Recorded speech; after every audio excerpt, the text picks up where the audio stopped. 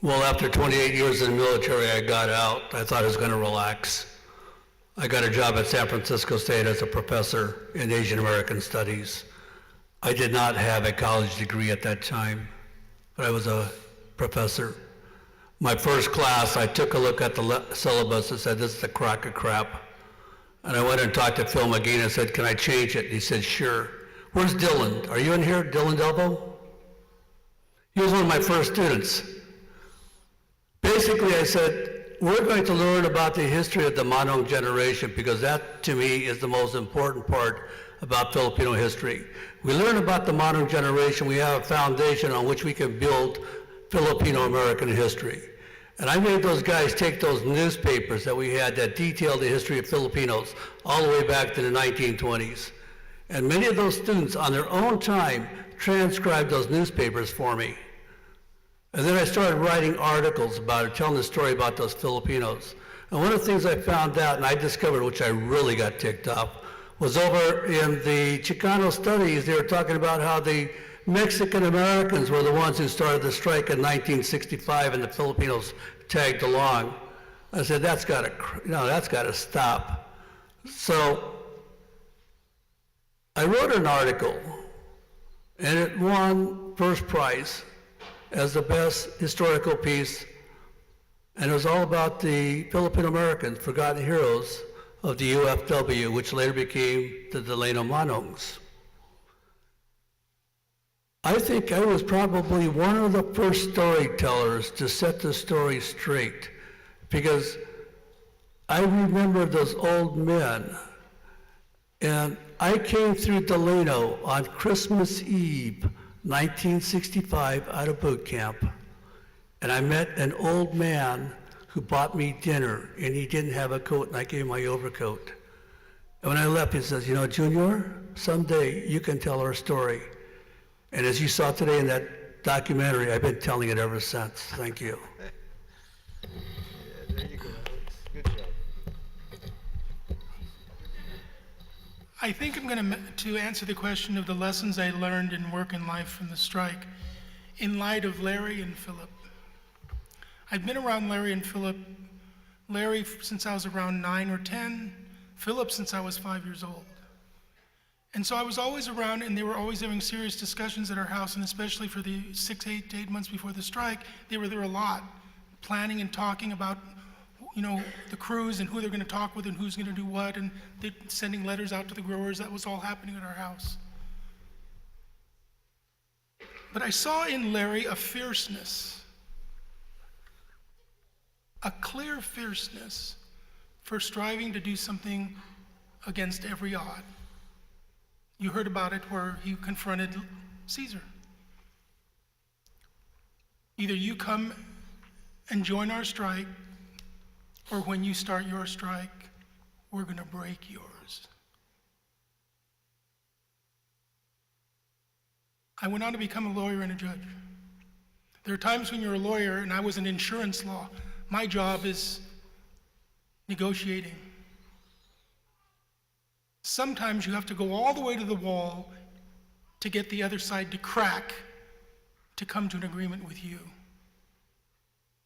I learned that from Larry. It wasn't hard. I saw in him a way in which you place words, thoughts, ideas in relationship to their position where you get what you need done. And then as a judge, I was the guy that brought people into chambers, and I forced them into negotiations to get a result and close the case instead of continuing it for another year. That's what I learned from Larry. Working hard and persevering and being very precise and working through it. Philip, I wish you could have known Philip. Philip went to Gonzaga University before the Depression, and because of the Depression, he didn't have any money, so he had to leave college. If Philip had not had the Depression, Philip would have been a professor in the 30s. Brilliant mind. Everything he read, it came in. The joy I had from Philip was never stop learning, never stop growing, never stop asking, is this right? Is this wrong? Is this true? What are the facts? And when you can go with an uncollege-educated Filipino, as Philip called himself, and sit in his room at Agbayani Village and talk political economics, theory, don't ever pretend that somebody who has no college education is not well-read and is not capable of talking with you. Just because somebody has a PhD doesn't mean they're brilliant. It just means they got a degree. The degree does not mean everything. There are Filipino manongs that walked around these fields. Alex's two parents, college degrees. You'll find people in your life who will teach you. Don't pay attention to the normal rules of is he educated, where do you go to school? Learn. I'm still thinking about what Philip told me, and I'm still growing about things. I remember things he sat down and talked to me about. And that was over 50 years ago. Thanks. I would say one of the most important things that I take away from all the work that I've done is that we always have to tell our story, and because we're all different, we're going to have a different piece of the pie. For me too, to recognize all the women that were involved in the movement, that we never talk about. And there were many. Because either they were supporting the family at home and the kids going to school and everybody getting their education, or they were out on the picket line, or they were out working to help support the family, I had the opportunity to be on picket lines and be around the Manongs who were, they taught me how to be a strong individual, to ask and to tell people what you wanted, because no one's going to give you anything for free. And so to me, it's important that I just go out. I go out 3 or 4 times a year to different groups, Filipinos actually, mostly, and talk about the Filipinos starting to strike. And those are important stories that have to continue, so. All right. Mea culpa. Growing up, I was a typical Filipino kid. I did not want to have that accent. I did not want to be Filipino. The strike changed that. It was okay to be brown. It was okay to come from the Philippines. It was okay to walk around in your chanelas while everybody wore shoes. It was okay. And to me, the biggest lesson of the strike was self-identity. I am who I am, and damn it, you better accept it. Because the lesson of the strike was exactly that. We are who we are. We can stand on our own. We deserve respect. I was called a coconut in high school. I was that kid. And you know what? It devastated me.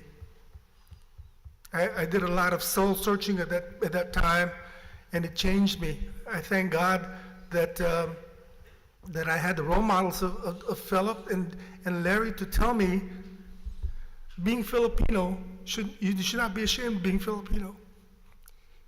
You should profess it. You should yell it out loud. Wear your chanelas,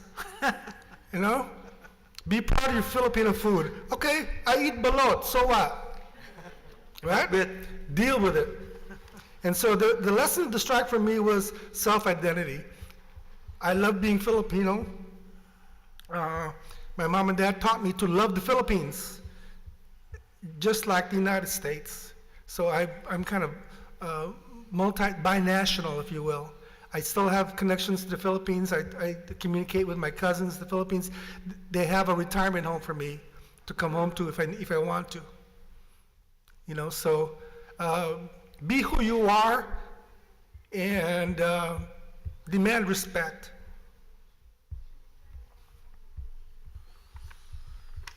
Whew. Thank you. We ran out of time. So I'd like to thank the panel members. We don't have time for questions, so please give a round of applause for the panel members. Thank you so much. We have to get ready for the next panel, so we need to have the next panel start moving up. Those of you up here, thank you again. Again, you can talk to them afterwards, but we need to make sure we have room for the next panel. But thank you so much. But you gotta talk to my agent first, Herb. Let's negotiate.